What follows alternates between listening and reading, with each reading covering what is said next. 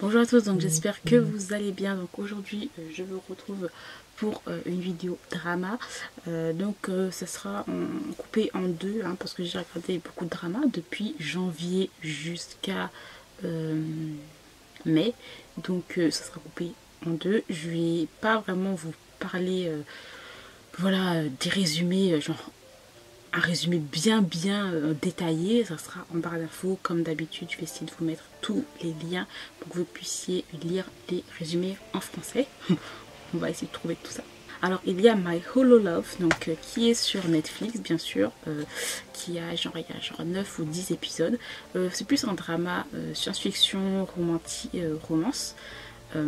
Sur l'histoire d'une jeune femme en fait qui a une maladie et qui ne reconnaît pas les visages, et en fait elle va devoir elle va rencontrer une personne, et cette personne là en fait c'est en fait un hologramme en fait. Ça me faisait penser un peu cette histoire à un truc là, Are You Human, vous savez, Are You Human, le drama là aussi, avec un robot et tout. Voilà, j'ai bien aimé. Après c'est pas non plus, j'ai pas trouvé ça non plus ça extraordinaire, mais ça se laissait regarder, c'était pas mal. Ensuite, il y a Romantic Doctor que j'ai adoré. C'est la saison 2. Par contre, moi, j'ai pas regardé la saison 1. En fait, si, j'ai regardé la saison 1 parce qu'il y avait une scène vraiment très intéressante et qui a fait le buzz. Je vous dirais Kiss scène. Voilà. Là, j'ai adoré celui-là. On est dans l'univers médical. Et en fait, on va avoir deux personnes, deux résidents en fait, qui vont devoir aller dans un hôpital assez rural à la campagne et tout, avec un chef de service assez spécial. On l'appelle docteur, voilà pourquoi on l'appelle le romantique docteur. Il est assez, vraiment très spécial. Il fait pas tout ce qu'il devrait faire en tant que chef de service, et il ne respecte pas certaines règles de l'hôpital, enfin certaines éthiques, etc. Donc voilà, j'ai adoré regarder ça. Puis en plus, il y a cette actrice-là que j'aime beaucoup. Voilà, c'était vraiment pas mal du tout. Alors ensuite, un drama japonais que j'ai regardé, donc c'est This Guy is the Biggest Mistake in My Life. Donc je crois qu'il y a le manga aussi, enfin il a été adapté d'un manga. Et j'ai adoré. Par contre la fin, mais franchement je veux une saison 2. Ça m'énerve que les dramas japonais, des fois ça se termine comme ça. Genre t'as 11 épisodes, t'attends tout un truc, et là où ça commence à devenir intéressant, ils te stoppent le truc comme ça. Franchement, c'est un drama hyper drôle. Franchement, j'ai adoré l'histoire d'une jeune femme qui va rencontrer un gars qui est en fait son boss. Et en fait ça se passe dans l'univers pharmaceutique. C'est un gars hyper intelligent et tout. Voilà, tout le monde le vénère. Mais en fait il a un certain sadisme. Voilà, il aime bien qu'on lui parle mal, qu'on lui marche sur les pieds. Voilà. Et il va y avoir cette femme là qui va en fait être un peu comme ça, et lui va aller tout le temps derrière elle, et elle va le rejeter d'une force. C'est trop drôle. Et voilà, franchement j'ai adoré. Il y a l'humour un peu japonais assez bizarre, mais franchement c'était vraiment super drôle. Et j'ai beaucoup aimé la chimie des deux personnages, surtout qu'il y a un acteur qui a joué dans il a joué dans le drama japonais un robot là, je sais plus, bref. En fait c'était un robot comme petit ami, enfin bref, un truc dans le genre. Je pense que pour les gens qui connaissent, vous savez de quoi je parle. Ensuite, il y a un autre drama que j'ai adoré aussi, c'était vers janvier, février. Donc c'est I'll Go To You When The Weather Is Nice. Donc un drama du style mélodrama coréen, qui est esthétiquement magnifique, esthétiquement vraiment beau. Sur la vie, sur des personnes, sur un village. Franchement, j'adore cet esthétisme en fait coréen que tu retrouves en fait dans des cafés, dans des petites bibliothèques. dans des librairies. Il y a vraiment ce truc là, cet esthétisme qui te touche en fait et qui te... C'est des trucs simples en fait, voilà, c'est des trucs simples de la vie mais qui te font du bien et j'aime trop ce genre de drama là.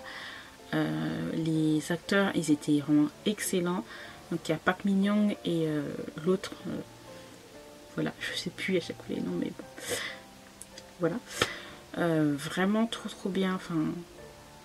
Je sais pas, l'ambiance et tout, il était vraiment trop bien ce drama.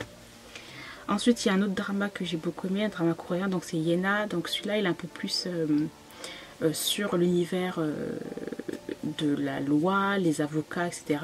On a deux avocats qui sont en compétition. On a un qui fait partie d'une famille un peu de l'élite, voilà, il est très bien sur lui, etc. Et t'en as une autre, voilà, qui fait des coups en douce.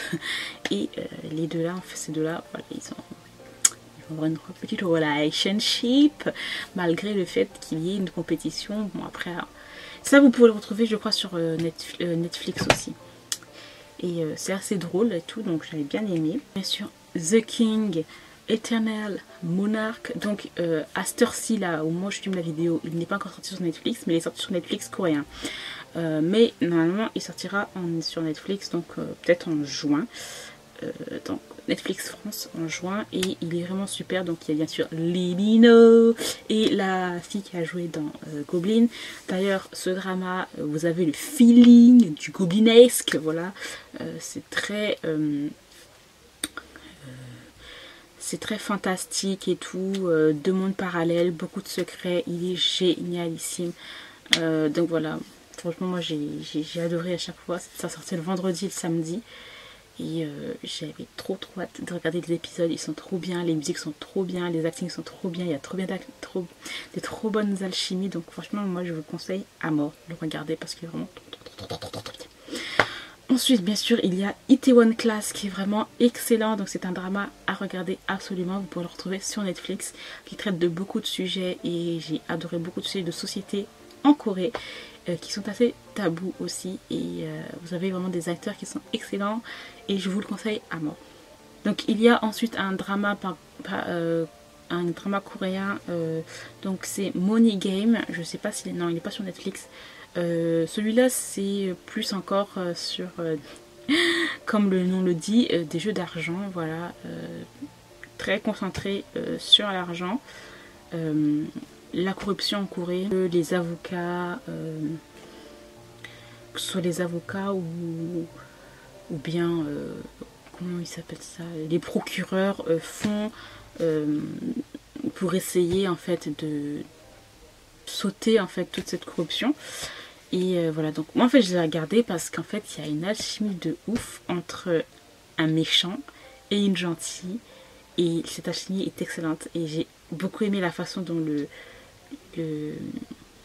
directeur, j'allais dire, le réalisateur a filmé ça. J'ai adoré comment ça a été fait et j'arrêtais pas de fangirler sur eux deux alors que je devais pas fangirler sur eux deux, mais bon c'est grave. Ensuite j'ai regardé Fat to Love You, donc la version japonaise. Franchement au début j'avais beaucoup aimé, puis en fin de compte j'étais hyper déçue. C'est ce qui m'énerve en fait dans les dramas japonais, c'est que genre vous avez tout le temps 11 ou 10 épisodes et c'est tellement rapide et il manque tellement de choses, et j'étais vraiment déçue par rapport à ça. Donc franchement c'est de toutes les versions de Fat to Love You, c'est cette version japonaise là que j'ai le moins aimé franchement. Au début c'était pas mal, mais après au vu de la fin je me suis dit franchement j'ai perdu mon temps vraiment, donc voilà. Ensuite il y a le drama Meow The Secret Boy, donc avec Elle des Infinite là. Voilà, aussi un drama fantastique sur un gars en fait qui se transforme en chat, et ce chat là va être recueilli par une fille, et voilà, il va y avoir une histoire entre les deux, et c'était aussi pas mal du tout, c'était assez drôle et c'était bien, voilà. Ensuite il y a le drama Rugal qui est sur Netflix aussi, un drama coréen qui est plus science-fiction, thriller, action, vraiment trop bien. Donc ça c'était c'est sorti sur OCN, donc la chaîne OCN en Corée c'est vraiment les chaînes très thriller et tout. Il n'y a pas beaucoup de censure, donc j'aime trop. Et Rugal, franchement, excellent. Donc je vous le conseille, il est sur Netflix, donc allez le regarder. Ensuite, je regardais A Peace of Mind aussi, que j'ai adoré aussi, qui est esthétiquement magnifique sur les personnes qui ont des problèmes psychologiques, sur aussi le deuil, sur se reconstruire. Vraiment trop bien. J'ai adoré, c'est tellement doux. Doux. Et puis vous avez cet acteur là. J'aime trop. Comment il s'appelle? Yoline, je crois, un truc dans le genre. Il est doux comme tout. Franchement, j'ai adoré. Ensuite, un autre drama que j'ai regardé, donc c'est The Wonder Woman. Donc c'est un drama taïwanais que j'adore absolument. Bon, après, il y a certains trucs qui m'énervent un petit peu, mais bon. Mis à part ça, quand je dis certains trucs qui m'énervent, donc c'est des fois la façon dont ça a été un peu dirigé et tout. Il y a des fois, c'est un peu too much. Mais tout simplement l'histoire d'une femme forte, d'une femme très forte. Bon, on l'appelle genre requin blanc, voilà, parce qu'elle elle fait faire tout son possible pour avoir ce qu'elle doit avoir pour réussir dans sa carrière, etc. Et elle est très froide avec tout le monde, avec ses collaborateurs, etc. Et elle a rencontré un autre requin, mais c'est un autre requin un peu plus... ouais. Celui-là, il est assez malin.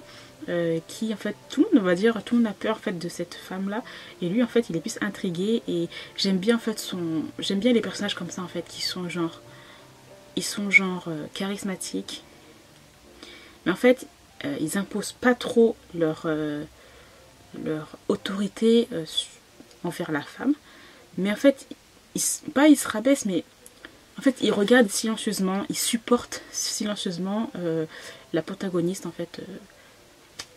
Et j'aime beaucoup ce genre de personnage là, et lui il est comme ça, et il va tout faire en fait pour l'avoir et tout, et c'est trop bien. Il y a vraiment une très bonne alchimie aussi entre les deux, et ouais, j'aime beaucoup cette histoire là.